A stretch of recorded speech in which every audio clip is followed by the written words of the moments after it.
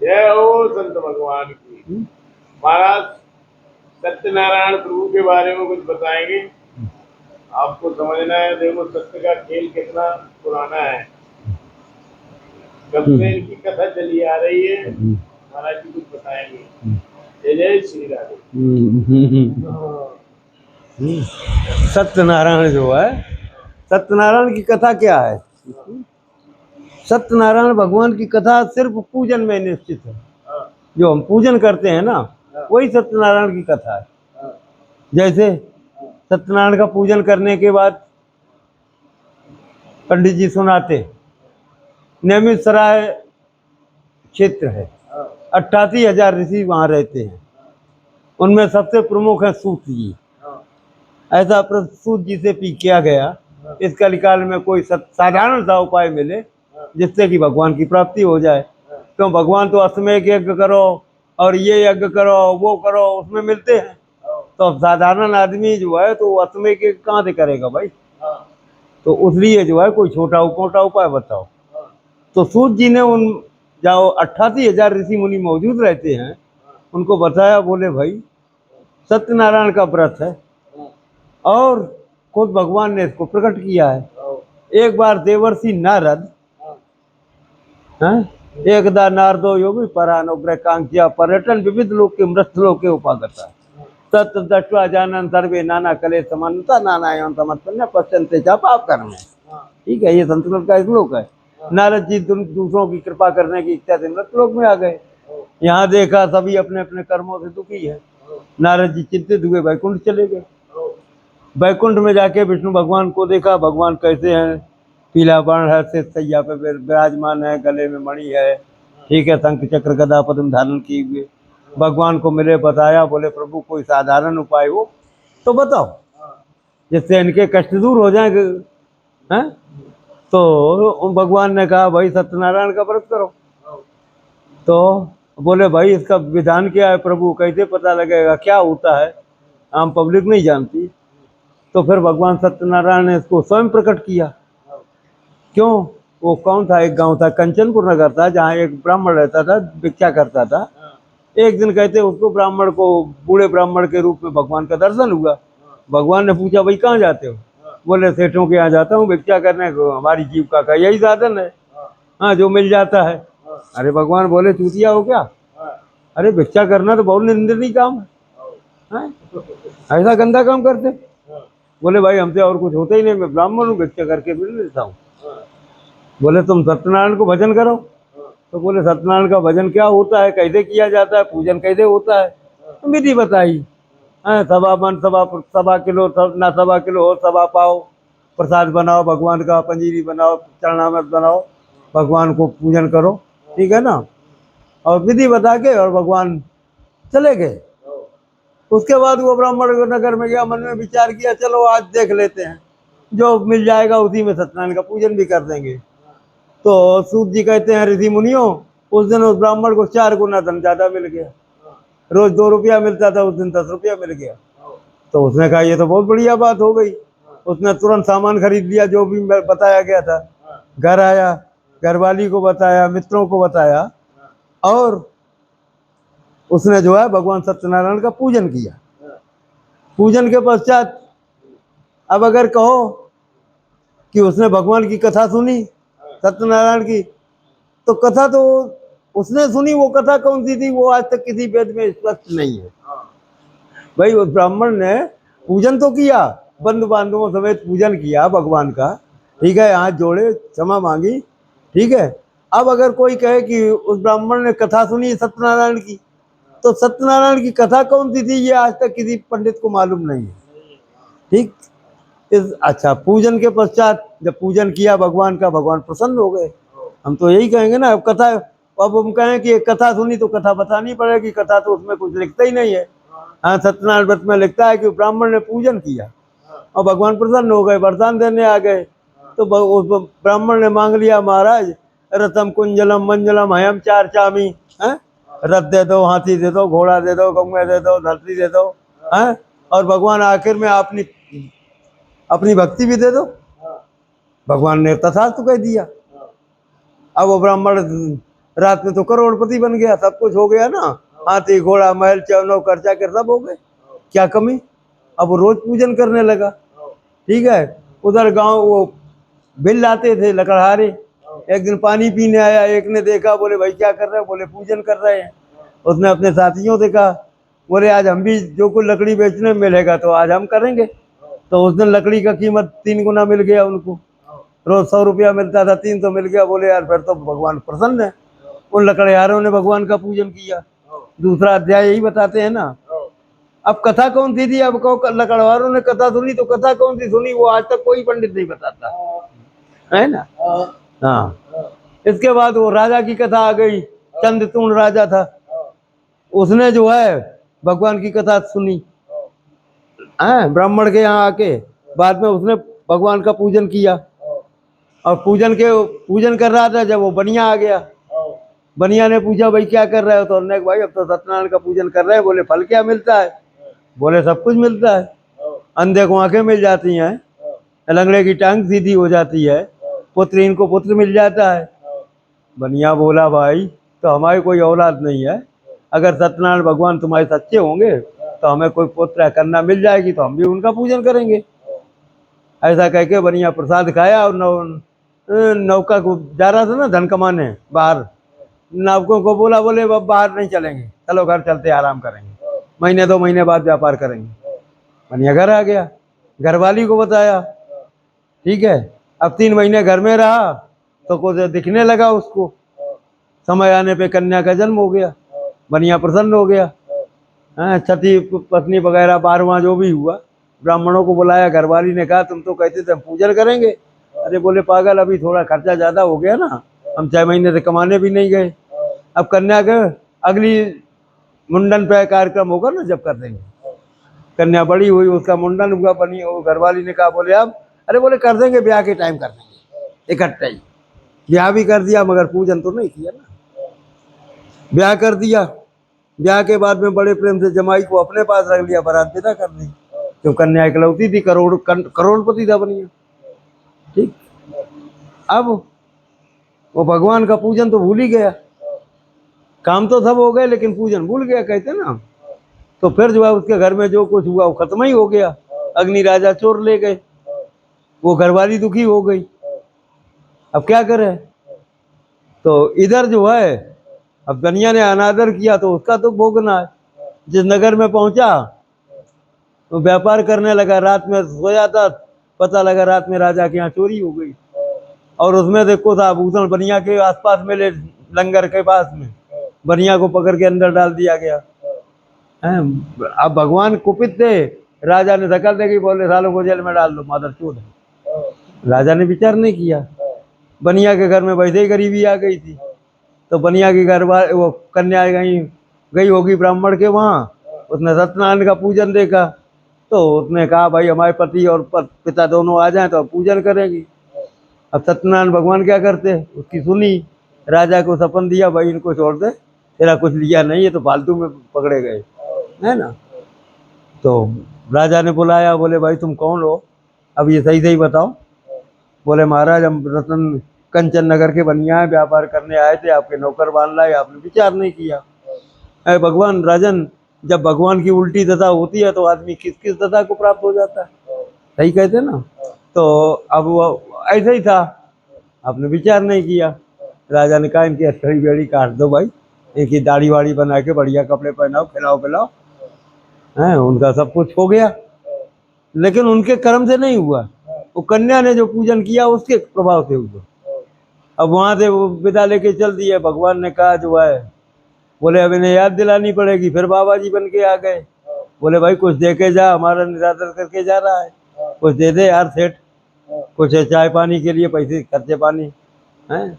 अरे बोले महाराज ये नौकाओं में कुछ भाई थोड़े ही, ये तो तणपत्ता भरे हुए हैं, इनमें कोई धनवन थोड़े ही जो दे दे। भगवान बोले अच्छी बात है भाई, तो जा, तेरा ही वचन सत्य हो जावे। भगवान छिप गए नौका में, तब पत्ता ही पत्ता हो गया। अब जब पत्तों में वजन कहाँ होता है, नौका ऊपर उड़ गई। बनिया देखा, बोले बहन जो दिए क्या हुआ, 12 वर्ष बाद तो छूट पाए थे और ये धन कहाँ गायब हो गया। दामाद ने समझाया, बाबा जी मिले थे, तुमने कहा तलपत्ता भरे, तो पत्ता भर गए। अब जाओ ढूंढो बाबा जी को, तो पता लगा बाबा जी वो पेड़ के नीचे बैठे हैं। वहां गया, मत्था टेका, प्रभु गलती हो गई। बोले बढ़िया सुधर जा, है ना, तूने हमारा पूजन करने को बोला, अभी तक नहीं किया। बोले घर पहुंच के करूंगा। यही सत्यनारायण कथा है ना। तो पूजन ही पूजन है। और कथा क्या थी ये आज तक कोई नहीं जानता यार। 5 अध्याय तो बना दिए उन्होंने, अब तो 6 बन गए ना। 6 कहाँ से? अरे भाई आखिरी में जो उनने कही वो चंद्रचूर्ण राजा सुदामा बना, वो ब्राह्मण सुदामा बना, वो बना, ये सब तो बेकार की बातें हैं। 5 अध्याय तो वहीं खत्म हो जाते जहाँ कलावती लीलावती ने प्रसाद का ग्रहण किया और भगवान प्रसन्न हो गए। क्यों प्रसाद का अनादर किया तो समाज की नौका डूब गई है। तो सेठ बोला गड़बड़ हो गया, फिर आकाशवाणी हुई, तेरी कन्या ने हमारा प्रसाद का अनादर किया है, पति मिलने के लिए चली आई और प्रसाद को रख दिया कि बाद में खाएगी। तो ऐसा तो नहीं होता है। तो कन्या ने जाके भगवान को फिर हाथ जोड़े, गलती हो गई, प्रसाद पाया, लौट के आई, वो नौका ऊपर आ गई। दामाद के साथ वो बनिया ने पूजन कर लिया, भगवान का पूजन किया। तो पहले बाद में घर गया और पूजन के प्रभाव से बनिया अपने पुत्र पौत्रों समेत मुक्त हुआ और भगवान के लोक को चला गया। कथा समाप्त हो जाती है।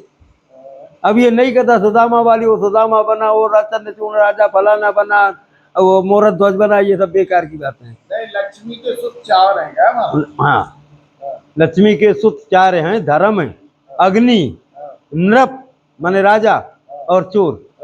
जहाँ धर्म नहीं होता है वहाँ अग्नि लग जाती है, समझे ना। अब अग्नि लग जाए अगर घर में तो क्या बचता है? कुछ नहीं, सब खत्म हो जाता है। उसके बाद में अग्नि लग गई, अब बचा ही भी कुछ नहीं, सब तो जल के राख हो गया, दरवाजे तक जल गए। फिर आ गए पुलिस वाले, उन्हें क्या हुआ, कैसे लगी, क्या हुआ, ये वो फलाना ढिमाका, साहब लग गई, और क्या बताए कहाँ से लग गई मालूम नहीं। अच्छा रिपोर्ट लिख लो, रिपोर्ट लिखाओ, तो लाओ 500 रुपया दो रिपोर्ट लिखाने को। अब घर में तो आग ही लग गई, जेब बचा लो, पानी पीने को लोटा भी नहीं, अब 500 रुपया देते तो रिपोर्ट लिखी जाएगी। तो यही राजा है ना आज के, हैं। उसके बाद पड़ोस से, चलो भाई पड़ोसी से एक आध कटोरा मांग लाए, एक आध पतीला मांग लाए, उल्टा सीधा कुछ बना के खाएंगे अपने घर में, है ना। कोई पड़ोसी ने मदद कर दी, फूटे फाटे बर्तन दे दिए, अब वो बना खा के रख लिया। अब उसमें मकान में तो दरवाजा भी नहीं है। अब हम तो रात में सो गए खा पी के, रात में चोर आया, उसने देखा यार हाँ बाबा का कमंडल तो रखा ही है, साला 200 रुपया भंगार में बिक जाएगा। उठाया कमंडल, चपट, सवेरे उठे बाबा के बोले कमंडल ही गायब हो गया। एक तो गरीबी पहले थे, भूखे मर रहे थे, अग्नि ने सब कुछ लीन लिया। अब अग्नि से बचे तो 200 रुपया बचे थे, पुलिस वाले ले गए। अब पड़ोसी ने कहा बाबा ये बर्तन ले लो, पतीला ले लो, पीतल का पतीला है बढ़िया है, थाली ले लो, कुछ बना खा लो।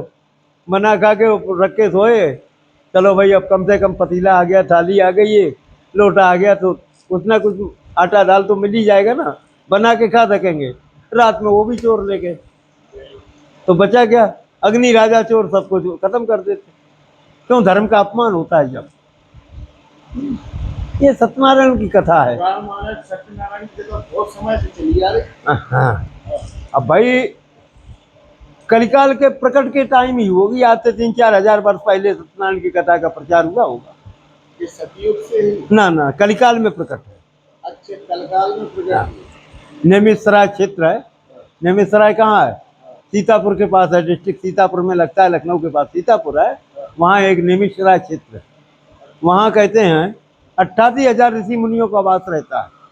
सूत जी उनके प्रमुख हैं।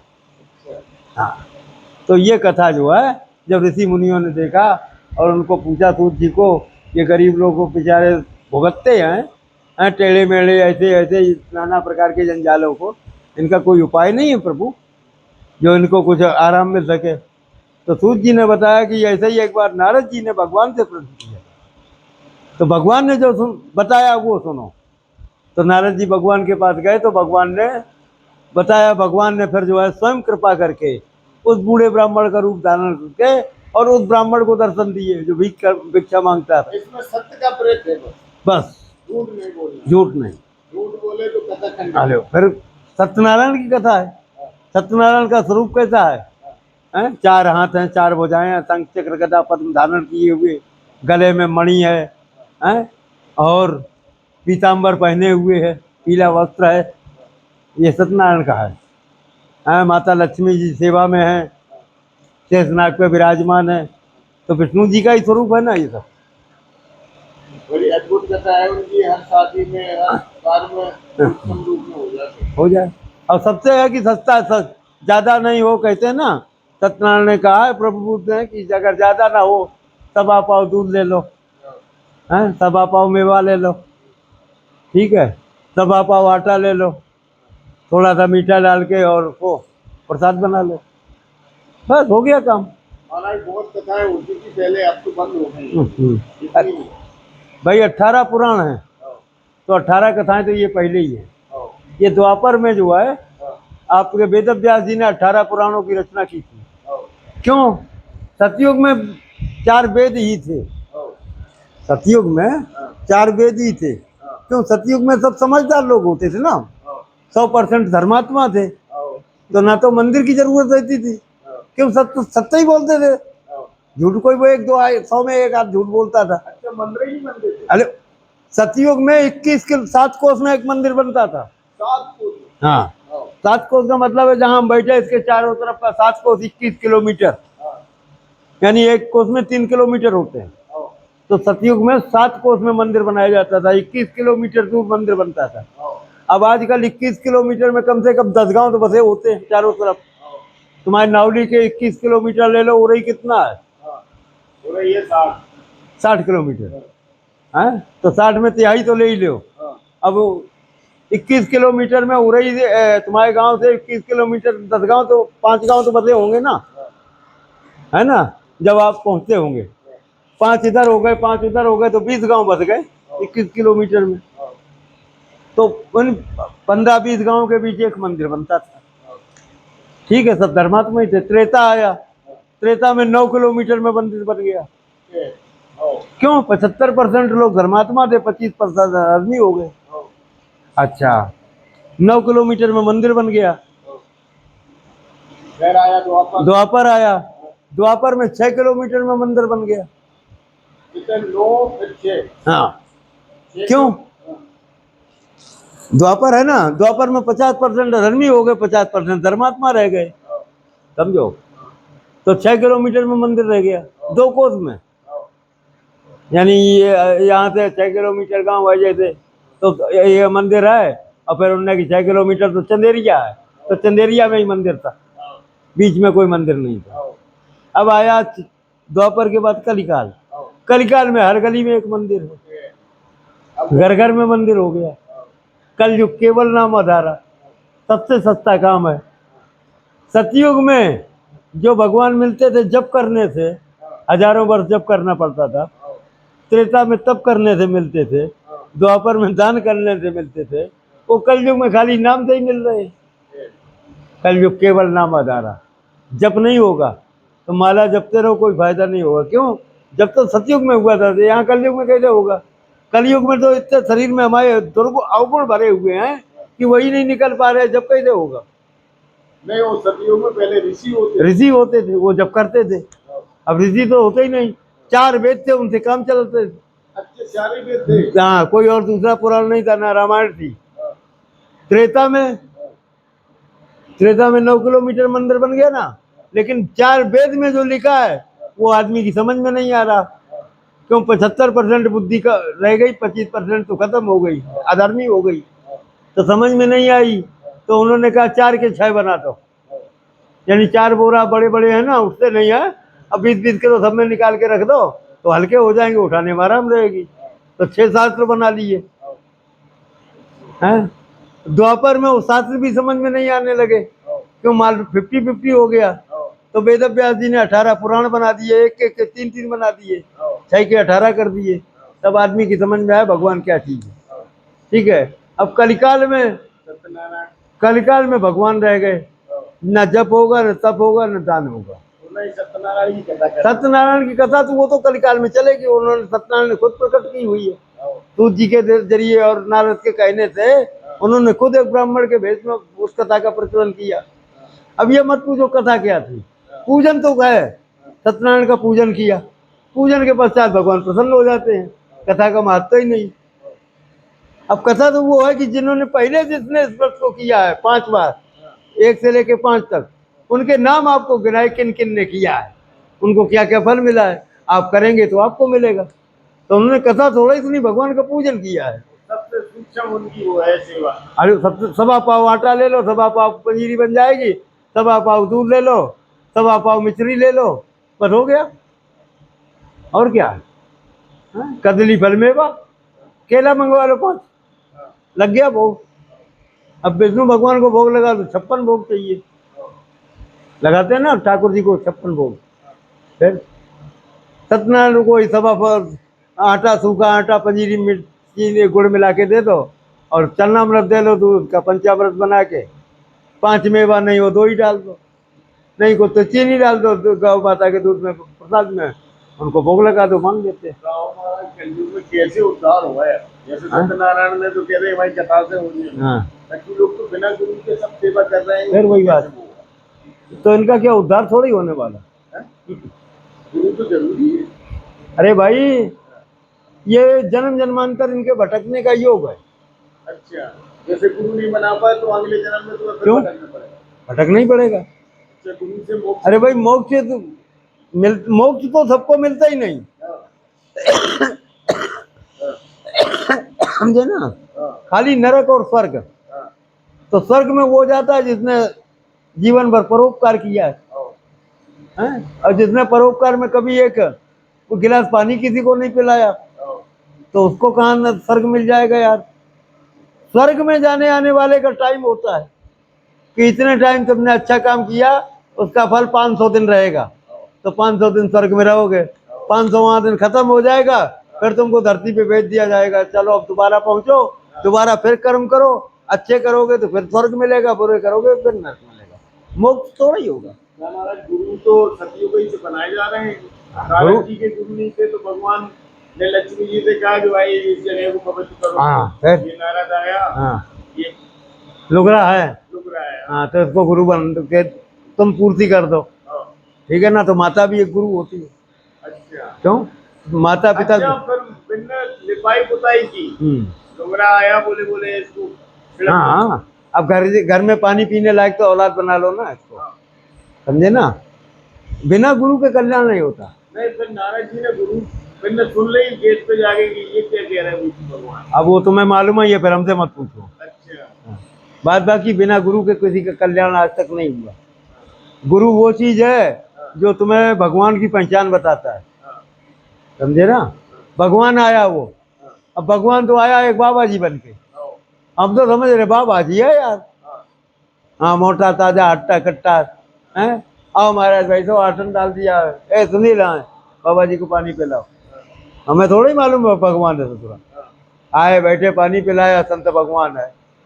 हाँ, सुनील ने कहा महाराज ठीक है प्रसादी पाएंगे, बोले नहीं बच्चा प्रसादी तो टाइम खत्म हो गया, ठीक है गुरु ठंडा पानी पियो, चाय बना ला, नहीं चाय नहीं पीते तो आराम से पंखा चलाते हैं, आराम करो।